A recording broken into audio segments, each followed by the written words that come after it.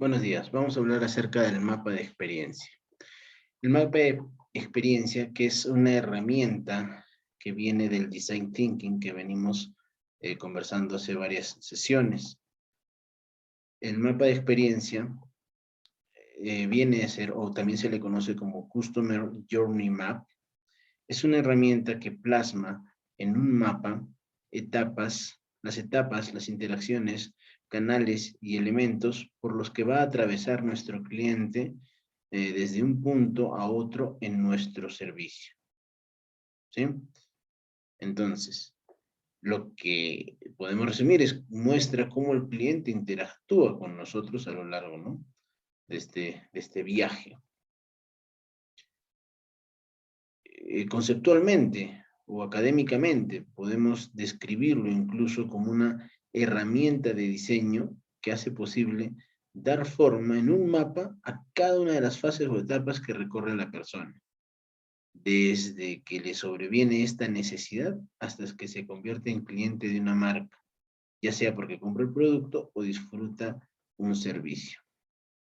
Termina siendo una metodología para desarrollar innovación.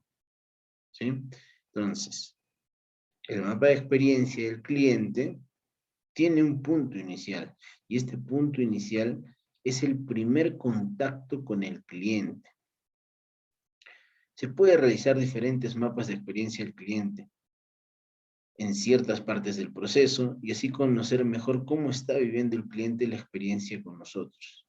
Es decir, que en ciertos momentos vamos a poder hacer un zoom a esos contactos, a esas partes que se tienen. Los objetivos de esta herramienta son sencillos. Primero, entender la experiencia del usuario, del cliente o stakeholder que está interactuando con el producto. Segundo punto, encontrar oportunidades en algunos puntos de contacto donde vemos dificultades. Como tercer objetivo, está poder generar empatía, ponernos en los zapatos del otro, con el cliente o el usuario. Y como último objetivo, es poder priorizar las tareas. Eso quiere decir ver cuáles son las más importantes o las menos importantes que se tienen.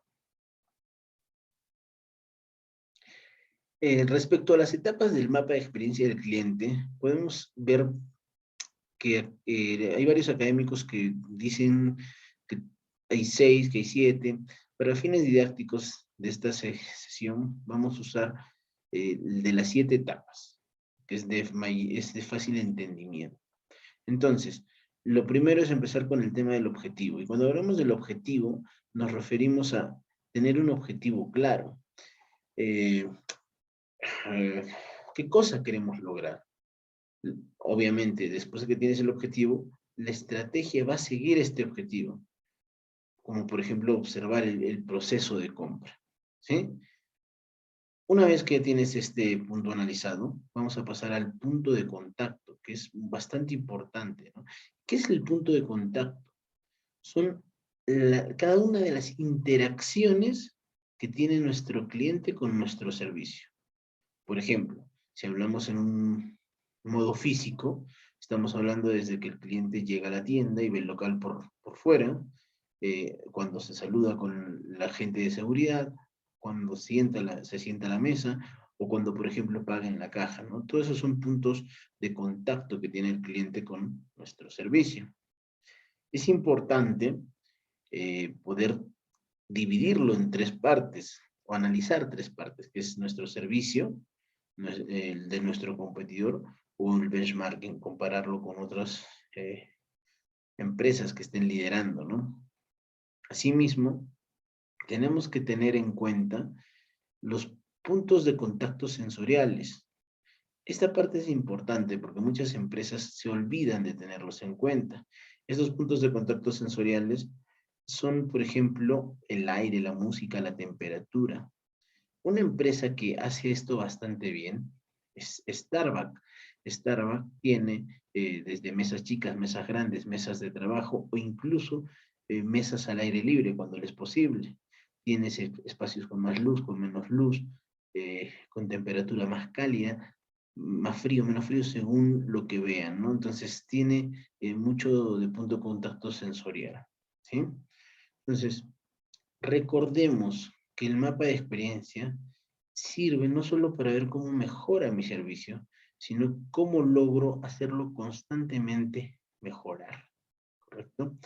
También en el tema del punto de contacto tenemos que analizar las agrupaciones, porque no es lo mismo las agrupaciones de niños o con respecto a una familia, o un grupo de la costa con un grupo de la sierra, porque los grupos reaccionan de manera diferente, ¿sí? Una vez que ya tienes la etapa 2 de los puntos de contacto, viene el generar el mapa de afinidad. ¿Qué nos quiere decir este mapa de afinidad? Todos nosotros tenemos expectativas de cómo se va a recibir un servicio, cierto punto de contacto, y el servicio tiene que estar normalmente alineado a esta expectativa. Va alineado, ¿no? Eh, Sin embargo, podemos analizar que la diferencia que existe entre la expectativa y la realidad puede ser un gap positivo o un gap negativo, que finalmente esta suma de gaps nos va a permitir plantearlo esto en, digamos, en este mapa de afinidad. Este mapa de afinidad lo que te da es una expectativa, una realidad y un resultado. Si se dan cuenta, es el orden. Ya lo hemos dicho, que si es que obviamente la realidad es superior a la expectativa, el gap es positivo, pero si fuese a la inversa, que la expectativa es menor a la expectativa es mucho mayor a lo que se está alcanzando en la realidad, tienes un gap negativo, ¿correcto? Después de la expectativa, la realidad, el resultado, vamos a colocar el aprendizaje, ¿sí? El aprendizaje. Y después del aprendizaje viene la acción. En la acción va, obviamente, quién lo va a hacer, cómo se va a hacer. Y en el aprendizaje va, qué es lo que vas a mejorar, ¿no? Para finalmente, si has obtenido un punto de contacto no satisfactorio y que se representa con cara triste, eh, para mejorar esto, ¿no? Asimismo, también se puede considerar o es recomendable en algunas situaciones dividir los puntos de contacto en tres partes, lo que viene a ser el contacto previo, el contacto núcleo y el contacto post. En el contacto previo se refiere a aquellos puntos de contacto antes de ingresar a nuestro, por ejemplo, a nuestra tienda, ¿no? Puede ser, no sé, pues el mensaje en Facebook o un panel en la calle, ¿no? Que hizo que nos conozca. Lo que es el contacto en núcleo ya se refiere a nuestra zona de atención en sí. Y por último, el contacto post, incluso podríamos estar hablando del servicio técnico. Y en esta parte necesita mayor cuidado porque muchas veces las empresas lo que hacen es tercerizar esta parte del servicio, ¿sí? Entonces, debe tenerse mucho análisis acá. Como cuarta parte tenemos la tormenta de ideas. La tormenta de ideas lo que nos dice es juntarnos con el equipo y después de analizar el mapa de afinidad, chequear qué de adicional se debe hacer para sorprender a nuestros clientes. ¿Cómo podemos responderle a nuestros clientes, ¿no? Eh, Chequear, por ejemplo, esto en el tiempo de inicio y tiempo de final. Después viene como quinto etapa, generar el mapa de experiencia. ¿Qué quiere decir esto de generar el mapa de experiencia? Ya es como juntarlo con el mapa de afinidad que vimos. En todos los puntos de contacto, abrimos una línea adicional y colocamos sorpresas, cosas pequeñas que no generan mucho presupuesto, pero que pueden sorprender al cliente, ¿sí? Entonces, incluso, como ejemplo, en un tema del restaurante, cuando el último tema de pago es negativo, muchas empresas lo que hacen es invitar un pequeño café o una galleta de la fortuna como para que su último proceso no sea negativo, ¿no? Entonces, hay mucha estrategia, mucho tema por mejorar en esto del mapa de la experiencia.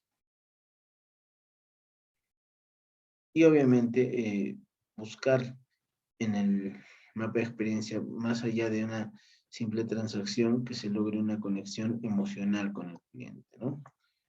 Después que ya se ha generado el mapa de experiencia, el sexto paso es redefinir y detallar. Todo lo que está en nuestro mapa de experiencia definida debe estar detallado. Todo. No podemos asumir que el personal va a estar siempre, ¿no? Con nosotros, o que el personal nuevo realmente se va a capacitar. Entonces, todo lo que se hace alrededor en el mapa de experiencia debe estar claro, detallado. Y como última etapa es el compartir y comentar, que simplemente no es otra cosa que asegurar la ejecución. Porque lo que sucede con muchas empresas es que se hace un mapa de experiencia que termina en el escritorio y no se puede ejecutar, o sea, no sirve de nada haber hecho ese trabajo, ¿no? Los elementos que se tienen que tener en cuenta para elaborar un mapa de experiencia del cliente son las personas, los tiempos de línea, la línea de tiempo, los timelines, las emociones que sienten los clientes respecto de su experiencia como usuario. Por eso es que tenemos el eje de las emociones y el eje de las experiencias. Los touch points o los puntos de contacto o momentos, como también se les conoce. Y por último, las interacciones. Entonces, lo que vamos a hacer ahora es conocer la plantilla. ¿Cómo es la plantilla para un mapa de experiencia cliente? Como lo vemos ahí, y lo dijimos, teníamos las experiencias negativas, experiencias positivas. Vamos a ver, para fines de la clase, dos ejemplos de mapa de experiencia de cliente para que puedan hacer el suyo. Entonces, empezamos con el mapa de experiencia de cliente de un restaurante, ¿correcto? Vemos que en este caso, el restaurante tiene división de la línea de tiempos en las diferentes fases de nuestro servicio, ¿no? Entonces, los momentos de la verdad, los puntos de contacto que encontramos son la entrada al local, donde acá en el ejemplo se ve que es una experiencia positiva, la atención de los camareros que decae, pero sigue dentro de la experiencia positiva, la elección de mesa, como ya podemos ver en el gráfico, cae en el tema de experiencia negativa de manera muy baja, ver la carta, sube nuevamente para el usuario como una experiencia positiva. Elegir los platos le fue bastante bien. El tema de comer fue una experiencia bastante positiva para el cliente. El pedir postre está dentro de lo positivo. Y el comer postre también está positivo. Sin embargo, al momento de pagar vemos que la experiencia que vivió el cliente es una experiencia negativa. ¿Sí? ¿Qué más podemos analizar de este cuadro? Si notan, los puntos stops son los puntos más críticos dentro de los puntos de contacto que el cliente valora o, o indica, ¿no? Por ejemplo, la entrada para el local, el ver la carta y el comer son puntos críticos dentro de esos puntos de contacto que tiene el cliente. ¿Cómo se puede resolver los puntos con experiencias del cliente negativas? Bueno, hay una técnica que se le llama la técnica de la escalera o la técnica de los 5 porqués y 5 cómo, que consiste en justamente hacer las preguntas, ¿no? Para llegar ahí. Entonces, por ejemplo, como vimos en la parte anterior, la experiencia de elegir mesa es una experiencia negativa para el cliente. Entonces, ¿qué es lo que se tiene que hacer? Pedir mesa se hace pesado. ¿Por qué? Porque hay que esperar mucho. ¿Pero por qué? Porque el camarero no se fija en si es que hay alguien que entra al comedor. ¿Y por qué? Porque el camarero está ocupado. ¿Por qué? Porque un camarero atiende el comedor y dos en la barra. ¿Por qué? Porque hay una mala distribución del personal. Correcto, llegamos a un análisis, ¿no? De por qué es horrible el tema de la elección de mesa, porque no, el personal no es claro. Y ahora vamos para la parte de abajo, ¿no? ¿Cómo? ¿Cómo llegan a la entrada? Pedir la mesa de pesado, ¿cómo? Llegan a la entrada y buscan un camarero. ¿Cómo? Entrando al interior del comedor. ¿Cómo? Pasando la zona de bar y sorteando las mesas. ¿Cómo? Interrumpiendo y apartando a la gente que está tomando algo. Y por último, cómo la gente sentada en las mesas del bar se tiene que levantar para dejarte pasar. Entonces, también demuestra que el layout de distribución del espacio local no es la mejor.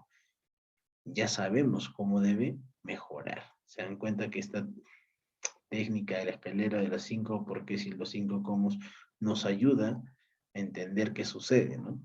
Entonces, dentro de esta interacción con el cliente y los trabajos internos a realizar, nos ayuda o se puede completar analizando en cada fase cómo interactuamos con el cliente y sobre todo qué trabajos tenemos que realizar.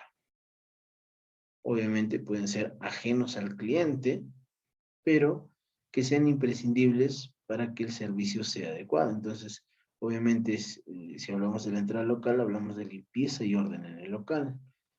Si hablamos de elegir la mesa, pues estamos hablando de cómo preparar que se haya una buena atención de camareros, una preparación de la carta, ¿no?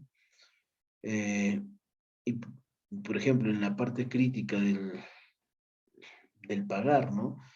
Estamos hablando de preparar la cuenta y traer la cuenta, ¿no? Entonces son situaciones que se van analizando. Como segundo ejemplo, tenemos el mapa de experiencia de salud. ¿Qué sucede con el mapa de experiencia de salud? Dentro de los puntos de contacto que se tienen, tenemos el de solicitar una cita, la llegada, el triaje, la cita, la consulta especializada, farmacia y laboratorio. Todos esos son los puntos de contacto que encontramos, ¿correcto? Son los momentos que se tienen. Dentro de los puntos de contacto que tienes, pues por ejemplo, el solicitar la cita es a través del teléfono o puede ser de forma presencial. La parte de personal de seguridad en la llegada, ¿no? En el punto de contacto vemos que está el personal de seguridad. En triaje vemos que hay un punto de contacto donde está la enfermera. En la cita ya está el médico general. Cuando esto pasa a consulta especializada, llega el médico especializado que va a derivarnos a farmacia. Vamos a ser atendidos en este punto de contacto por el personal de farmacia y por último laboratorio por el personal del laboratorio. ¿Correcto? ¿Qué se espera? ¿Cuál es la expectativa que se tiene? Primero, cuando solicitas la cita, que haya amabilidad y obviamente que encuentres la cita. ¿Qué sucede en la llegada? ¿O qué esperas en la llegada? Que sea también amable, que haya buena orientación. En triaje, que te atiendan con rapidez, que sea amable. Ya en la cita con el médico general, que sea de calidad y que el doctor sea empático contigo, ¿no? Cuando llegas al médico especializado, esperas que también haya una rapidez en la cita. Cuando estás en farmacia, la expectativa es que pues, haya medicinas y también haya una amabilidad. Y por último, el laboratorio, que obviamente los equipos y las pruebas estén todo ok, ¿no? Sin embargo, ¿cuál es la realidad? ¿O qué recibes? Cuando solicitas la cita y esperas esta amabilidad o conseguir cita, muchas veces, y no me dejarán mentir, por teléfono no lo encuentras. Por lo tanto, lo que recibes pues es un momento de molestia, digámoslo, ¿no? Después, cuando llegas, también no es que en el salud pues tengas una buena orientación, las personas que te tratan de orientar o que están ahí, que muchas veces el personal de seguridad tampoco no te dan una buena orientación. De ahí vas al triaje. Este triaje, pues es igual, ¿no? Tienes un tema de complicación, no es un tema rápido, entonces vas acumulando, digamos, eh, malas experiencias, ¿sí? Una vez que llegas a la cita con el médico general, bueno, podemos decir que de alguna manera ya hay una atención empática y una mejora en la calidad.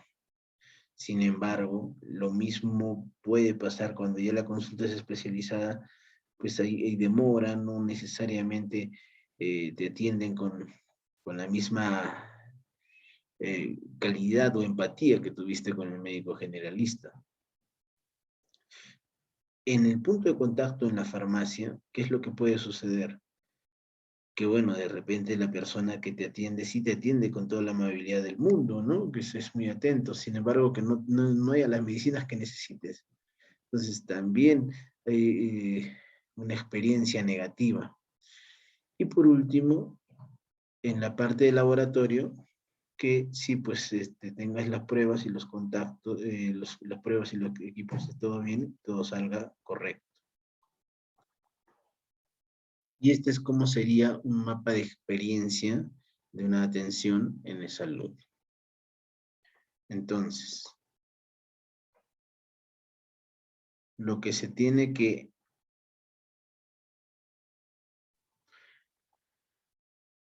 Como pueden analizar en este segundo ejemplo, se asemeja más a las etapas que hemos visto, que es una unión de este mapa de afinidad y finalmente logramos tener una claridad en este mapa de experiencia, donde la clave es encontrar la brecha entre lo que el cliente espera y lo que realmente recibe, ¿correcto?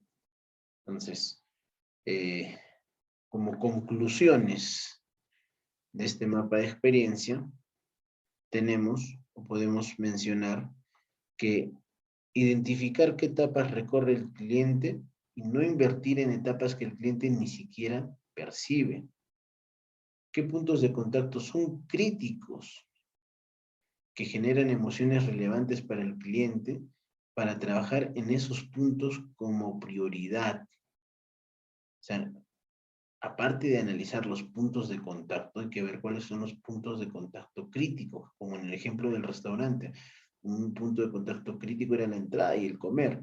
Entonces, en esos no se debería fallar por nada, ¿no?